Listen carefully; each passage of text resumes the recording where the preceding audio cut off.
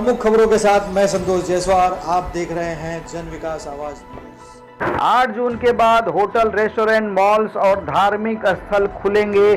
सिर्फ containment zone में 30 जून तक लॉकडाउन रहेगा। आइए जानते हैं खबर विस्तार से।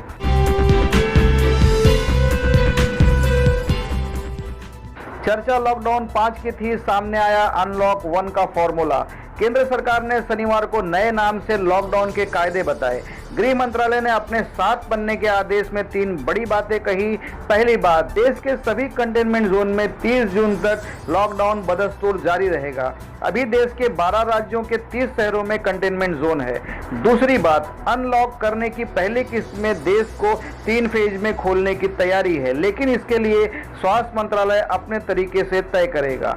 तीसरी बात, देश में रात का कर्फ्यू जारी रहेगा, यानी रात 9 बजे से सुबह 5 बजे तक आवाजाही पर रोक लगी रहेगी। हाँ, जरूरी सेवाओं को इसमें छूट मिलेगी। याद रहे कि ये जो कर्फ्यू का समय पहले था, ये रात 7 बजे से लेकर सुबह 7 बजे तक था, जिसको बदलकर रात 9 बजे से सुबह 5 बजे तक कर दिया गया है।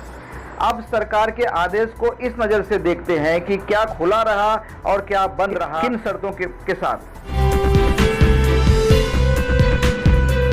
आइए जानते हैं ये 3 फेज के बारे में। पहला फेज, 8 जून के बाद ये जगह खुलेंगी। धार्मिक स्थल, इबादत की जगह, होटल, रेस्टोरेंट और हॉस्पिटलिटी से जुड़े सर्विसेज, शॉपिंग मॉल्स। शर्तें इनके लिए ये रहेंगी कि स्वास्थ्य मंत्रालय इसके लिए स्टैंडर्ड ऑपरेटिंग प्रोविजन जारी करेगा, ताकि इन जगहों पर सोशल डिस्टेंसिंग बरकरार रहे और यहाँ कोरोना न फैले। दूसरा फेज, स्कूल कॉलेजों पर जुलाई में फैसला करेंगे। स्कूल, कॉलेज, एजुकेशन, ट्रेनिंग और कोचिंग इंस्टीट्यूट राज्य सरकारों से सलाह लेने के बाद ही खुल सकेंगे। राज्य सरकारें बच्चों के माता पिता और संस्थान से जुड़े लोगों के साथ बातचीत कर इस पर फैसला कर सकती है। फीडबैक मिलने के बाद इन संस्थानों को खोलने पर जुलाई में फैसला लिया जा सकता है। स्वास्थ्य मंत्रालय इसके लिए स्टैंडर्ड ऑपरेटिंग प्रोविजन जारी करेगा। तीसरा फेज, इन सर्विसेज को शुरू करने का फैसला बाद में होगा। International flights, metro, rail, cinema hall, gym, swimming pool, entertainment park, theatre, bar, auditorium, assembly hall और इनके जैसी बाकी जगहें। Social, political, sports, entertainment, academic, cultural functions, धार्मिक समारोह और बाकी बड़े जमावड़े।